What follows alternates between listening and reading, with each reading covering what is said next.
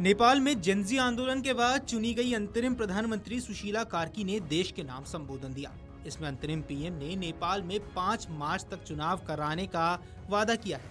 साथ ही युवा मतदाताओं को मताधिकार देने के लिए उम्र सीमा में बदलाव का भी ऐलान किया है। उन्होंने एक अध्यादेश के जरिए चुनाव कानून में बदलाव किया जाएगा। इसके बाद नेपाल में अब 16 साल के युवा भी मतदान कर सकेंगे। पहले यहाँ उम्र सीमा 18 वर्ष थी।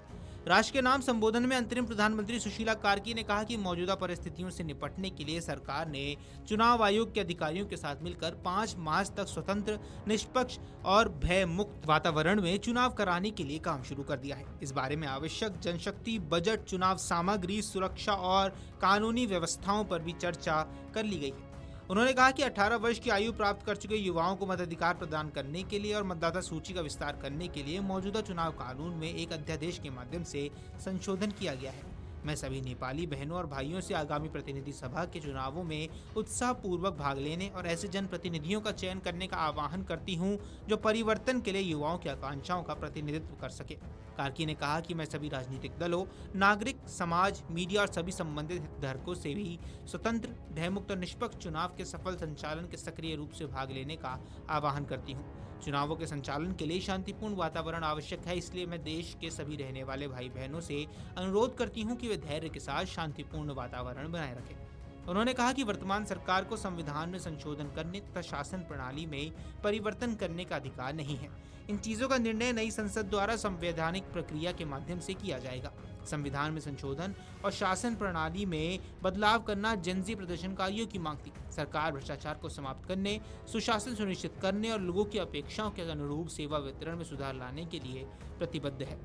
नेपाल की अंतरिम प्रधानमंत्री सुशीला कार्की ने आगे कहा कि सरकार जेनजी विरोध प्रदर्शन के दौरान छात्रों सहित 74 लोगों की मौत के लिए जिम्मेदार लोगों के खिलाफ कड़ी कार्रवाई करेगी। सितंबर क्रांति 2025 के जरिए हमारे साहसी युवाओं, खासकर जेनजी पीढ़ी ने हमें एक नया मार्ग दिखाया है।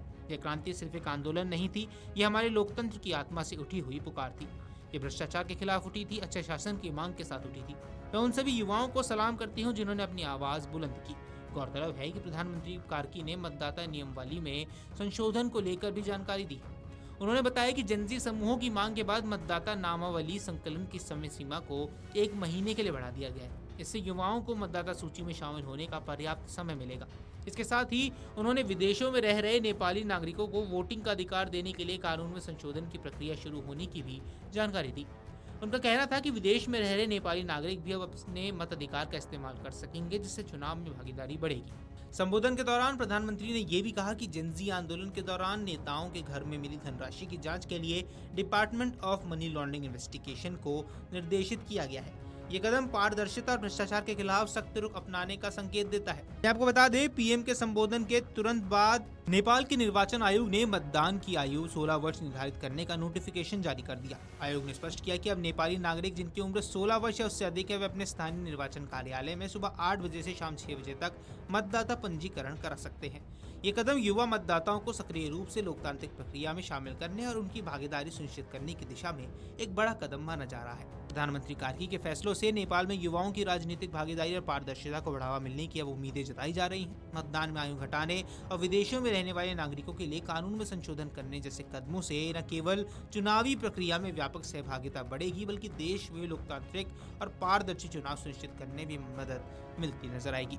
Video desk Amar Ujala. अगर आप ये वीडियो YouTube पर देख रहे हैं तो हमारे चैनल को सब्सक्राइब कर बेल आइकन दबाएं और Facebook पर देख रहे हैं तो हमारे पेज को लाइक करें।